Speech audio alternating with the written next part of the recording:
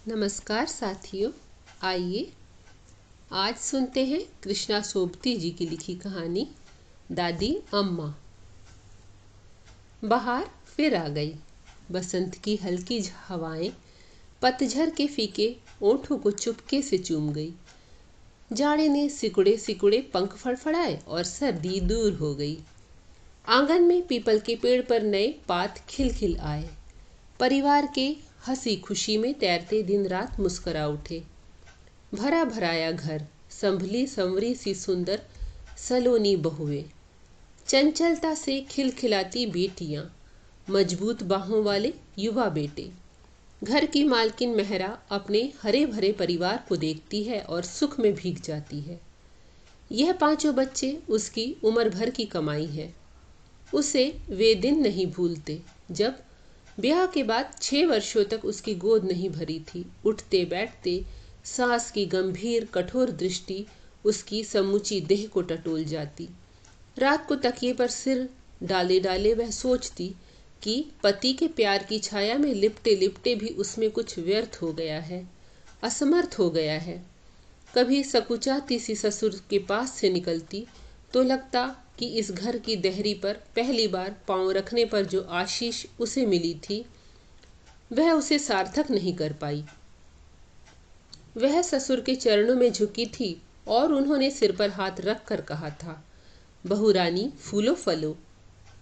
कभी दर्पण के सामने खड़ी खड़ी वह बाहें फैलाकर देखती, क्या इन बाहों में अपने उपजे किसी नन्हे मुन्ने को भर लेने की क्षमता नहीं। 6 वर्षों की लंबी प्रतीक्षा के बाद सर्दियों की एक लंबी रात में करवट बदलते बदलते मेहरा को पहली बार लगा था कि जैसे नरम नरम लिहाफ में वह सिकुड़ी पड़ी है, वैसे ही उसमें उसके तनमन प्राण के नीचे गहरे कोई धड़कन उससे लिपटी आ रही है। उसने अंधियारे में एक बार सोए हुए पति की ओर देखा था और अपने से लजाकर अपने हाथों से आंखें ढांप ली थी। बंद पलकों के अंदर से 2 चमकती आंखें थी, 2 नन्हे नन्हे हाथ थे, 2 पाँव थे। सुबह उठकर किसी मीठी शिथिलता में घिरे घिरे अंगड़ाई ली थी। आज उसका मन भरा है, मन भरा है। सास ने भांप कर प्यार बरसाया था। बहू अपने को थकाओ मत, जो सहज सहज कर सको करो, बाकी मैं संभाल लूंगी। वह कृतज्ञता से मुस्कुरा दी थी। काम पर जाते पति को देखकर मन में आया था कि कहे, अब तुम मुझसे अलग बाहर ही नहीं मेरे अंदर भी हो। दिन में सास आ बैठी, माथा सहलाते सहलाते बोली, बहू रानी भगवान मेरे बच्चे को तुम सा रूप दे और मेरे बेटे सा जिगरा। बहू की पलकें झुक आईं। बेटी उस मालिक का नाम लो जिसने बीज डाला है, वह फल भी देगा। मेहरा को माँ का घर याद हो आया। पास पड़ोस की स्त्रियों के बीच माँ भाभी का हाथ आगे कर कह रही हैं, बाबा यह बताओ मेरी बहू के भाग्य में कितने फल हैं। पास खड़ी मेहरा समझ नहीं पाई थी। हाथ में फल? माँ हाथ में फल कब होते हैं? फल किसे कहती हो माँ? माँ लड़की की बात सुनकर पहले हंसी, फिर गुस्सा होकर बोली, दूर हो मेहरा, जा बच्चों के संग खेल।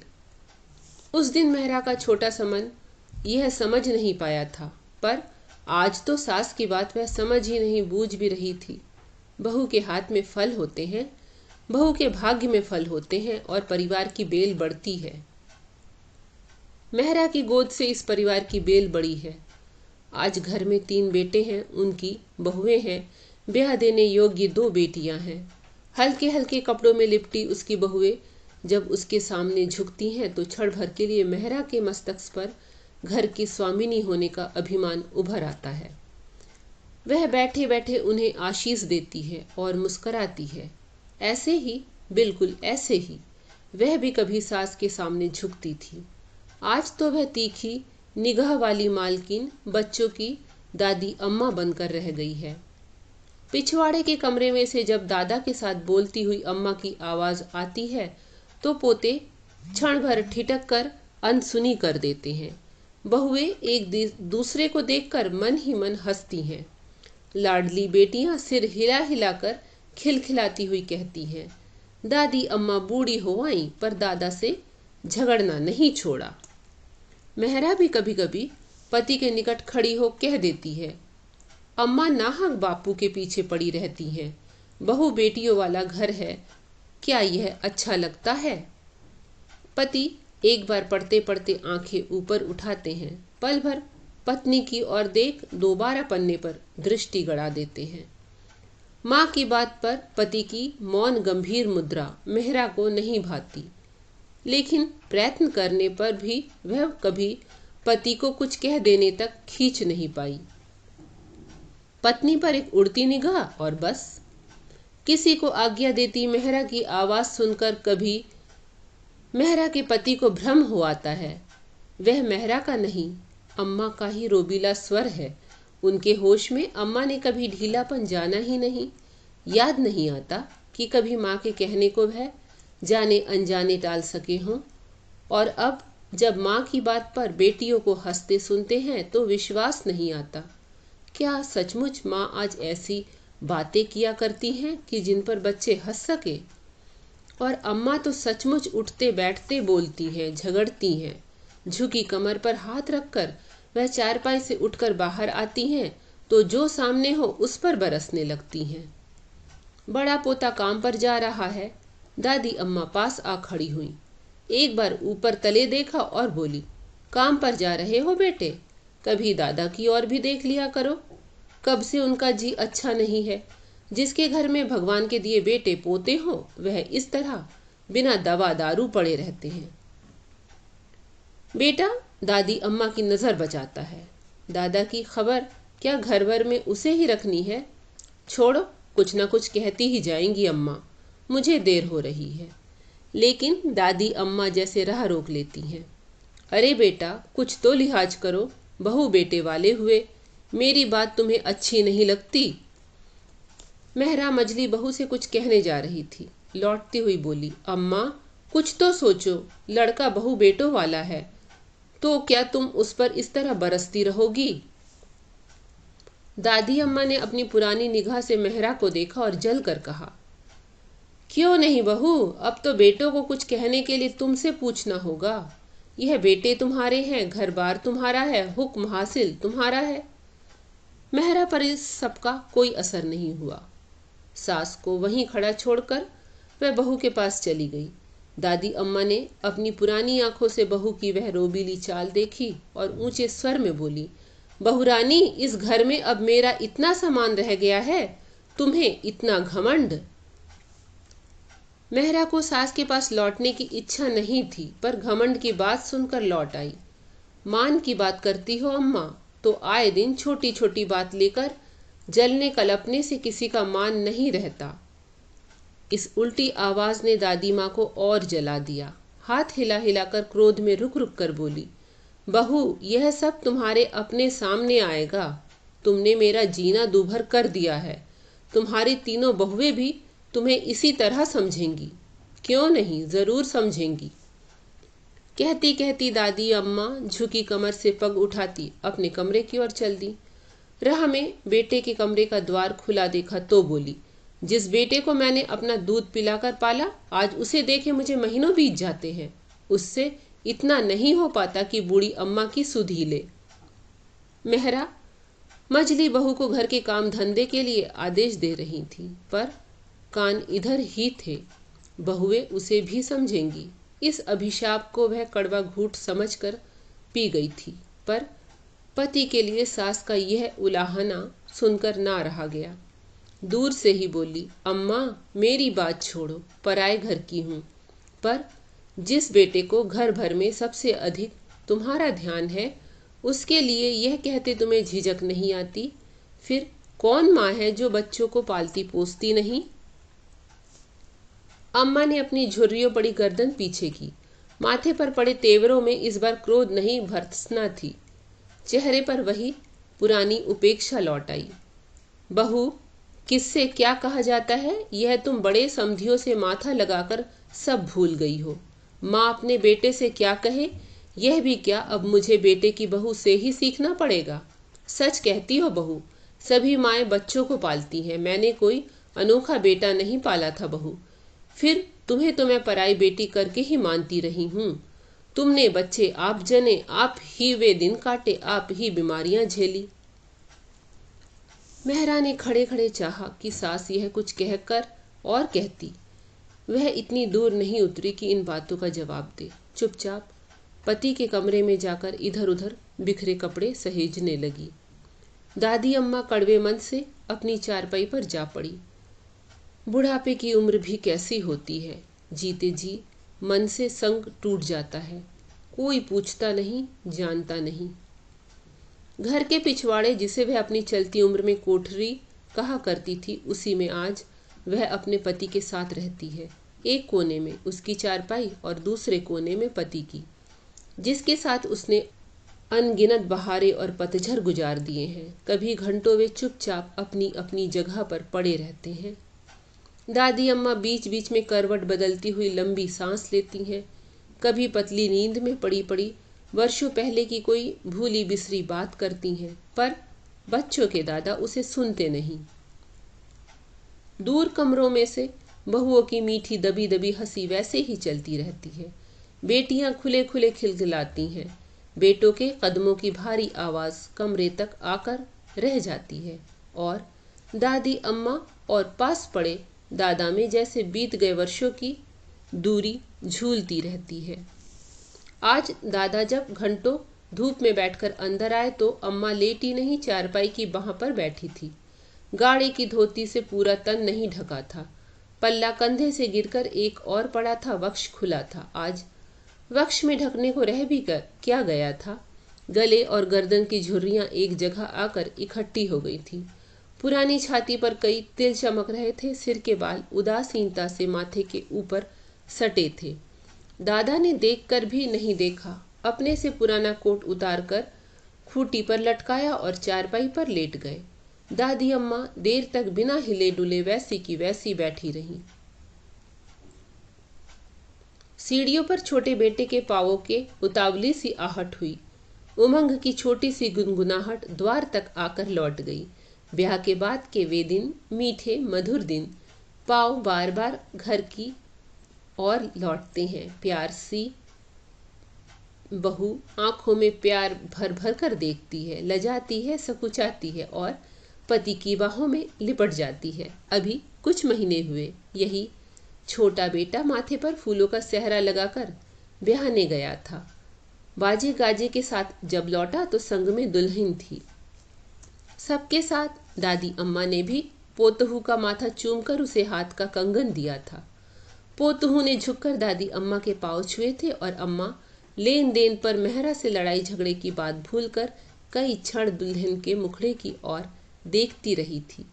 छोटी बेटी ने चंचलता से परिहास कर कहा था, दादी अम्मा सच कहो, भैया की दुल्हन तुम्हें पसंद आई? क्या तुम्हारे दिनों में भी शादी ब्याह में ऐसे ही कपड़े पहने जाते थे? कहकर छोटी बेटी ने दादी के उत्तर की प्रतीक्षा नहीं की। हंसी हंसी में किसी और से उलझ पड़ी। मेहरा बहू बेटे को घेर कर अंदर ले चली। दादी अम्मा भटकी भटकी दृष्टि से वे अनगिनत चेहरे देखती रही। कोई पास पड़ोसिन उसे बधाई दे रही थी। बधाई हो अम्मा, सोने सी बहू आई है। शुक्र है उस मालिक का, तुमने अपने हाथों से छोटे पोते का भी काज संवारा। अम्मा ने सिर हिलाया। सचमुच आज उस जैसा कौन है। पोतों की उसे हौस थी, आज पूरी हुई। पर काज संवारने में उसने क्या किया? किसी ने कुछ पूछा नहीं तो करती क्या? समधियों से बातचीत, लेन देन, दुल्हन के कपड़े गहने, यह सब मेहरा के अभ्यस्त हाथों से होता रहा है। घर में पहले 2 ब्याह हो जाने पर अम्मा से सलाह सहमति करना भी आवश्यक नहीं रह गया। केवल कभी कभी कोई नया गहना गढ़वाने पर या नया जोड़ा बनवाने पर मेहरा उसे सास को दिखा देती रही है। बड़ी बेटी देखकर कहती है, माँ अम्मा को दिखाने जाती हो? वह तो कहेंगी यह गले का गहना हाथ लगाते उड़ता है, कोई भारी ठोस कंठा बनवाओ, सिर की सिंगार पट्टी बनवाओ। मेरे अपने ब्याह में मायके से 50 तोले का रानी हार चढ़ा था, तुम्हें याद नहीं? तुम्हारे ससुर को कहकर उसी के भारी जड़ाऊ कंगन बनवाए थे तुम्हारे ब्याह में। मेहरा बेटी की ओर लाड़ से देखती है। लड़की झूठ नहीं कहती। बड़े बेटों की सगाई में ब्याह में अम्मा 20 बार यह दोहरा चुकी है।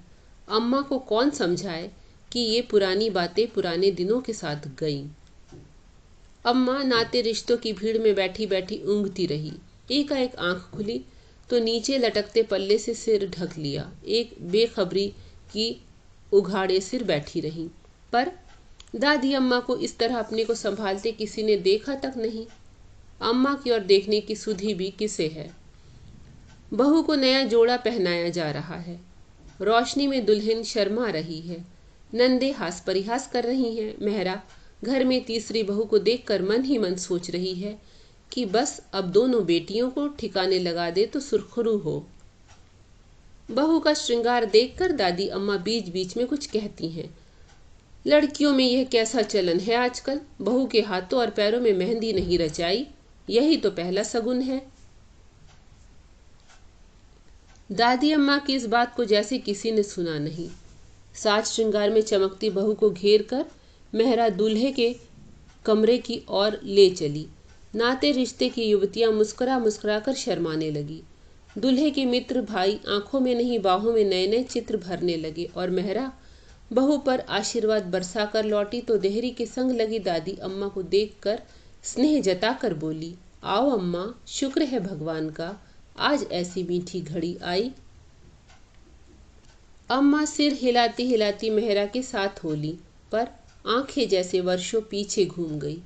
ऐसे ही एक दिन वह मेहरा को अपने बेटे के पास छोड़ आई थी। वह अंदर जाती थी, बाहर आती थी। वह इस घर की मालकिन थी। पीछे और पीछे बाजे गाजे के साथ उसका अपना डोला इस घर के सामने आ खड़ा हुआ। गहनों की छनकार करती वह नीचे उतरी। घूंघट की ओट से मुस्कुराती नीचे झुकती और पति की बूढ़ी फूफी से आशीर्वाद पाती। दादी अम्मा को ऊँघते देख बड़ी बेटी हिलाकर कहने लगी, उठो अम्मा, जाकर सो रहो, यहाँ तो अभी देर तक हंसी ठट्ठा होता रहेगा। दादी अम्मा झेपी झेपी आंखों से पोती की ओर देखती हैं और झुकी कमर पर हाथ रखकर अपने कमरे की ओर लौट जाती हैं।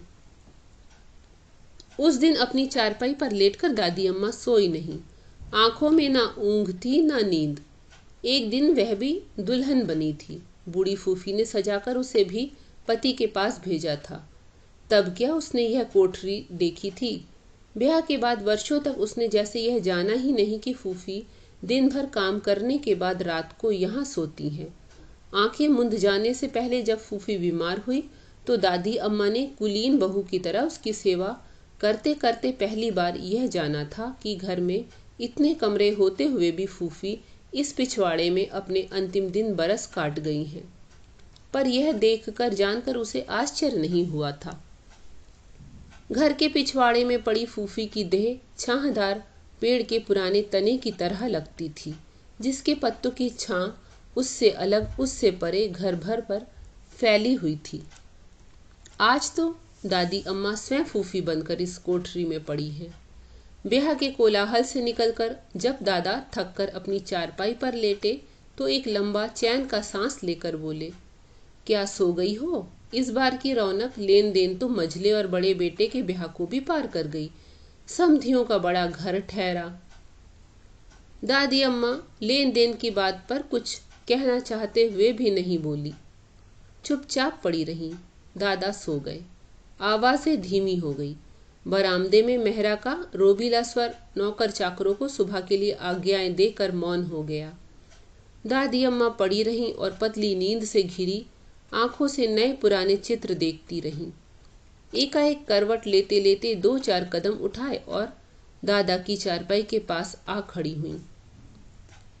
झुककर कई क्षण तक दादा की ओर देखती रहीं। दादा नींद में बेखबर थे और दादी जैसे कोई पुरानी पहचान कर रही हों। खड़े खड़े कितने पल बीत गए। क्या दादी ने दादा को पहचाना नहीं?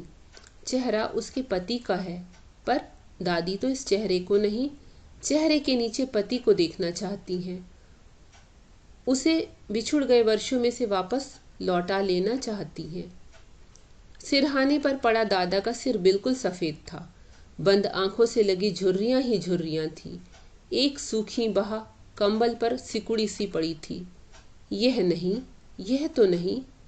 दादी अम्मा जैसे सोते सोते जाग पड़ी थी। वैसे ही इस भूले भटके भंवर में ऊपर नीचे होती चारपाई पर जा पड़ी। उस दिन सुबह उठकर जब दादी अम्मा ने दादा को बाहर जाते देखा तो लगा कि रात भर की भटकी भटकी तस्वीरों में से कोई भी तस्वीर उसकी नहीं थी। वह इस सूखी देह और झुके कंधे में से किसे ढूंढ रही थी। दादी अम्मा चारपाई की बाहों से उठी और लेट गई। अब तो इतनी सी दिनचर्या शेष रह गई है। बीच बीच में कभी उठकर बहुए के कमरों की ओर जाती हैं तो लड़ झगड़ कर लौट आती हैं। कैसे हैं उसके पोते जो उम्र के रंग में किसी की बात नहीं सोचते, किसी की और नहीं देखते। बहू और बेटा, उन्हें भी कहाँ फुर्सत है। मेहरा तो कुछ न कुछ कहकर चोट करने से भी नहीं चूकती। लड़ने को तो दादी भी कम नहीं, पर अब तीखा तेज बोल लेने पर जैसे वह थक कर चूर चूर हो जाती है। बोलती है, बोले बिना रह नहीं पाती, पर बाद में घंटों बैठी सोचती रहती हैं कि वह क्यों उनसे माथा लगाती है जिन्हें उसकी परवाह नहीं। मेहरा की तो अब चाल ढाल ही बदल गई है। अब वह उसकी बहू नहीं, 3 बहुओं की सास है। ठहरी हुई गंभीरता से घर का शासन चलाती है। दादी अम्मा का बेटा अब अधिक दौड़ धूप नहीं करता। देख रेख से अधिक अब बहुओं द्वारा ससुर का आदर मान ही अधिक होता है। कभी अंदर बाहर जाते अम्मा मिल जाती हैं तो झुककर बेटा माँ को प्रणाम अवश्य करता है। दादी अम्मा गर्दन हिलाती हिलाती आशीर्वाद देती हैं, जियो बेटा जियो। कभी मेहरा की जली कटी बातें सोच बेटे पर क्रोध और अभिमान करने का मन होता है, पर बेटे को पास देखकर दादी अम्मा सब भूल जाती हैं। ममता भरी पुरानी आंखों से निहार कर बार बार आशीर्वाद बरसाती चली जाती हैं। सुख पाओ भगवान, बड़ी उम्र दे। कितना गंभीर और शीलवान है उसका बेटा। है तो उसका ना। पोतों को ही देखो, कभी झुककर दादा के पांव तक नहीं छूते। आखिर माँ का असर कैसे जाएगा। इन दिनों बहू की बात सोचते ही दादी अम्मा को लगता है कि अब मेहरा उसके बेटे में नहीं अपने बेटों में लगी रहती है। दादी अम्मा को वे दिन भूल जाते हैं जब बेटे के ब्याह के बाद बहू बेटे के लाड़चाओं में उसे पति के खाने पीने की सुधि तक ना रहती थी, और जब लाख लाख शुक्र करने पर पहली बार मेहरा की गोद भरने वाली थी तो दादी अम्मा ने आकर दादा से कहा था, बहू के लिए अब यह कमरा खाली करना होगा, हम लोग फूफी के कमरे में जा रहेंगे। दादा ने एक भरपूर नजरों से दादी अम्मा की ओर देखा था, जैसे वह बीत गए वर्षों को अपनी दृष्टि से टटोलना चाहते हों। फिर सिर पर हाथ फेरते फेरते कहा था, क्या बेटे वाला कमरा बहू के लिए ठीक नहीं? नाहक क्यों यह सब कुछ उल्टा सीधा करवाती हो? दादी अम्मा ने हाथ हिलाकर कहा, ओहो, तुम समझोगे भी। बेटे के कमरे में बहू को रखूंगी तो बेटा कहाँ जाएगा? उल्टे सीधे की फिक्र तुम क्यों करते हो? मैं सब ठीक कर लूंगी। और पत्नी के चले जाने पर दादा बहुत देर तक बैठे भारी मन से सोचते रहे कि जिन वर्षों का बीतना उन्होंने आज तक नहीं जाना, उन्हीं पर पत्नी की आशा विराम बनकर आज खड़ी हो गई है। आज सचमुच ही उसे इस उलटफेर की परवाह नहीं। इस कमरे में बड़ी फूफी उनकी दुल्हन को छोड़ गई थी। उस कमरे को छोड़कर आज वह फूफी के कमरे में जा रहे हैं। क्षण भर के लिए, केवल क्षण भर के लिए उन्हें बेटे से ईर्ष्या हुई और उदासीनता में बदल गई। और पहली रात जब वह फूफी के कमरे में सोए तो देर गए तक भी पत्नी बहू के पास से नहीं लौटी थी। कुछ देर प्रतीक्षा करने के बाद उनकी पलकें झपी तो उन्हें लगा कि उनके पास पत्नी का नहीं, फूफी का हाथ है। दूसरे दिन मेहरा की गोद भरी थी, बेटा हुआ था। घर की मालकिन पति की बात जानने के लिए बहुत अधिक व्यस्त थी। कुछ दिन से दादी अम्मा का जी अच्छा नहीं। दादा देखते हैं पर बुढ़ापे की बीमारी से कोई बड़ी दूसरी बीमारी नहीं होती। दादी अम्मा बार बार करवट बदलती हैं और फिर कुछ देर के लिए हाँफ कर पड़ी रह जाती हैं। 2-1 दिन से वह रसोई घर की ओर भी नहीं आई। जहां मेहरा का आधिपत्य रहते हुए भी वह कुछ न कुछ नौकरों को सुनाने में चूकती नहीं है। आज दादी को ना देखकर छोटी बेटी हंसकर मझली भाभी से बोली, भाभी, दादी अम्मा के पास अब शायद कोई लड़ने झगड़ने की बात नहीं रह गई, नहीं तो अब तक कई बार चक्कर लगाती। दोपहर को नौकर जब अम्मा के यहाँ से अनछुई थाली उठा लाया तो मेहरा का माथा ठनका। अम्मा के पास जाकर बोली, अम्मा कुछ खा लिया होता, क्या जी अच्छा नहीं? एकाएक अम्मा कुछ नहीं बोली, क्षण भर रुककर आंखें खोली और मेहरा को देखती रह गई। खाने को मन ना हो तो अम्मा दूध ही पी लो। अम्मा ने हाँ ना कुछ नहीं की, ना पलके ही झपकी। इस दृष्टि से मेहरा बहुत वर्षों के बाद आज फिर डरी। इनमें ना क्रोध था, ना सास की तरेर थी, ना मनमुटाव था। एक लंबा गहरा उलाहना पहचानते मेहरा को देर नहीं लगी। डरते डरते सास के माथे को छुआ, ठंडे पसीने से भीगा था। पास बैठकर धीरे से स्नेह भरे स्वर में बोली, अम्मा जो कहो बना लाती हूँ। अम्मा ने सिरहाने पर पड़े पड़े सिर हिलाया, नहीं कुछ नहीं, और बहू के हाथ से अपना हाथ खींच लिया। मेहरा पल भर कुछ सोचती रही और बिना आहट किए बाहर हो गई। बड़ी बहू के पास जाकर चिंतित स्वर में बोली, बहू अम्मा कुछ अधिक बीमार लगती हैं, तुम जाकर पास बैठो तो मैं कुछ बना लाऊं। बहू ने सास की आवाज में आज पहली बार दादी अम्मा के लिए घबराहट देखी। दबे पांव जाकर अम्मा के पास बैठ हाथ पांव दबाने लगी। अम्मा ने इस बार हाथ नहीं खींचे, ढीली सी लेटी रही। मेहरा ने रसोई घर में जाकर दूध गर्म किया, ओटाने लगी तो एकाएक हाथ अटक गया। क्या अम्मा के लिए यह अंतिम बार दूध लिए जा रही है? दादी अम्मा ने बेखबरी में 2-4 घूंट दूध पीकर छोड़ दिया। चारपाई पर पड़ी अम्मा चारपाई के साथ लगी दिखती थी। कमरे में कुछ अधिक सामान नहीं था। सामने के कोने में दादा का बिछौना बिछा था। शाम को दादा आए तो अम्मा के पास बहू और पोतहू को बैठे देख पूछा, अम्मा तुम्हारी रूठ कर लेटी हैं या? मेहरा ने अम्मा की बाह आगे कर दी। दादा ने छुकर हौले से कहा, जाओ बहू, बेटा आता ही होगा, उसे डॉक्टर को लिवाने भेज देना। मेहरा ससुर के शब्दों की गंभीरता जानते हुए चुपचाप बाहर हो गई।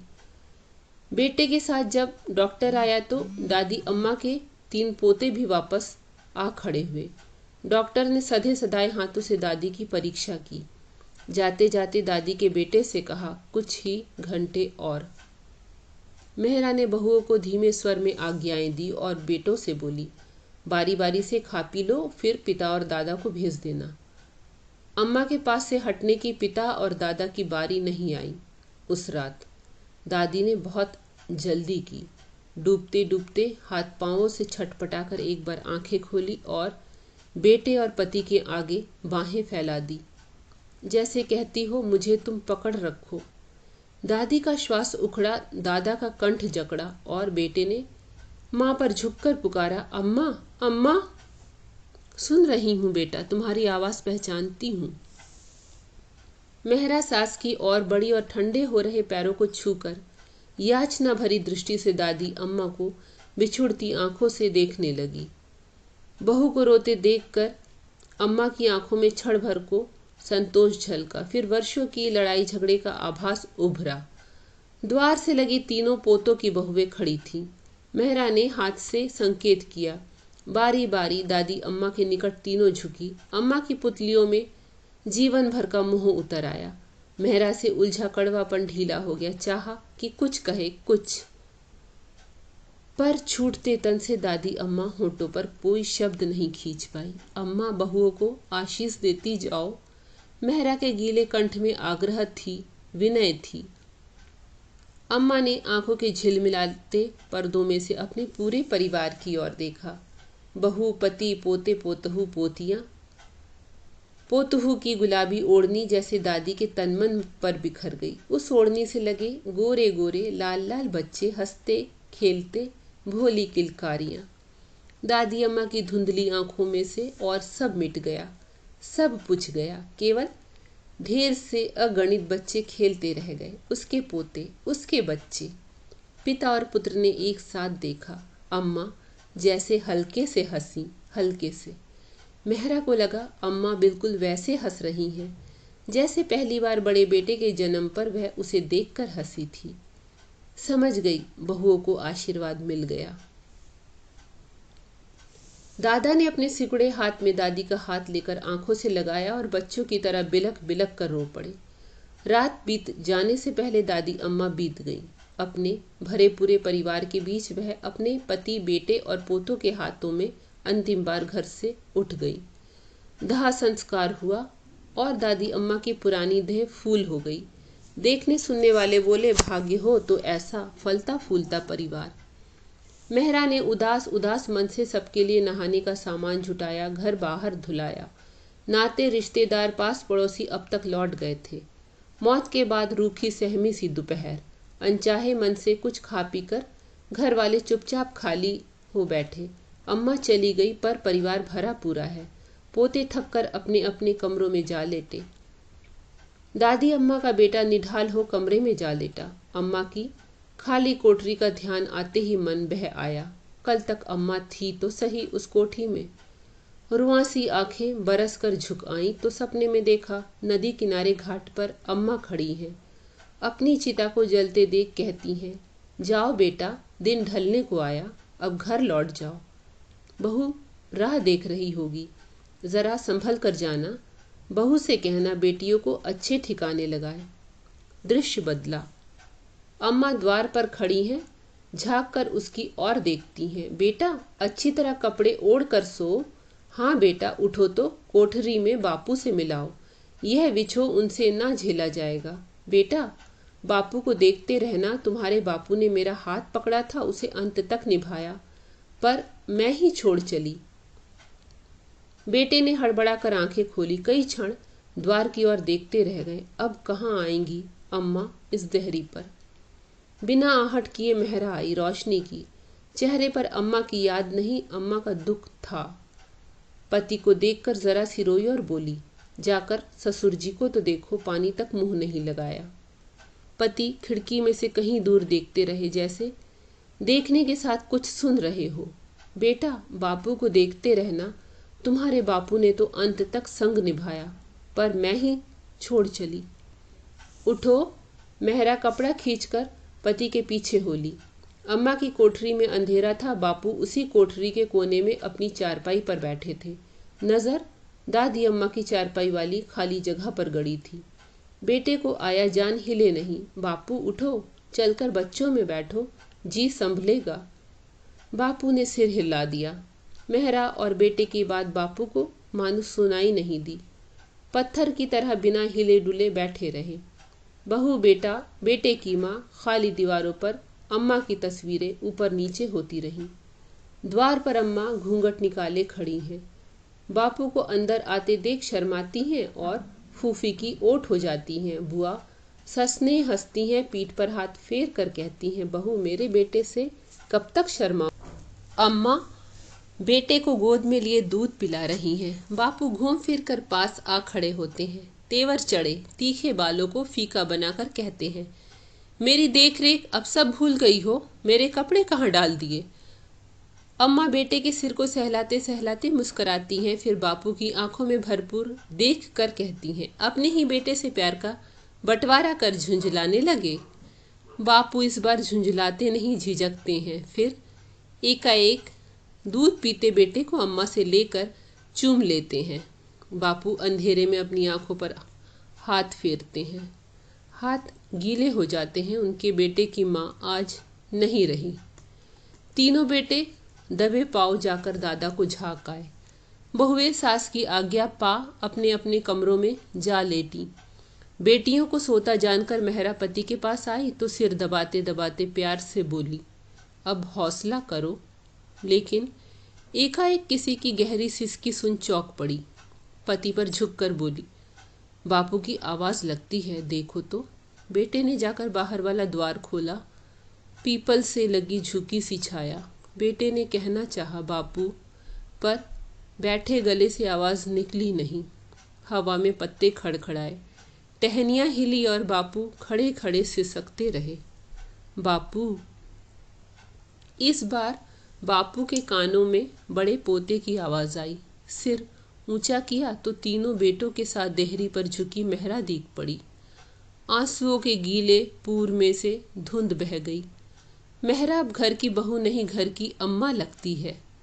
बड़े बेटे का हाथ पकड़कर बापू के निकट आई, झुककर गहरे स्नेह से बोली, बापू अपने इन बेटों की ओर देखो, यह सब अम्मा का ही तो प्रताप है। महीने भर के बाद बड़ी बहू की झोली भरेगी, अम्मा का परिवार और फूले फलेगा। बापू ने इस बार सिसकी नहीं भरी, आंसुओं को खुले बह जाने दिया। पेड़ के कड़े तने से हाथ उठाते उठाते सोचा, दूर तक धरती में बैठी अगणित जड़ें अंदर ही अंदर इस बड़े पुराने पीपल को थामे हुए हैं। दादी अम्मा इसे नित्य पानी दिया करती थी, आज वह भी धरती में समा गई हैं। उसके तने से ही तो बेटे पोते का यह परिवार फैला है। पीपल की घनी छां की तरह यह और फैलेगा। बहू सच कहती है, यह सब अम्मा का ही प्रताप है। वह मरी नहीं, वह तो अपनी देह पर के कपड़े बदल गई है। अब वह बहू में जिएगी, फिर बहू की बहू में। यह थी कृष्णा सोबती जी की लिखी कहानी दादी अम्मा।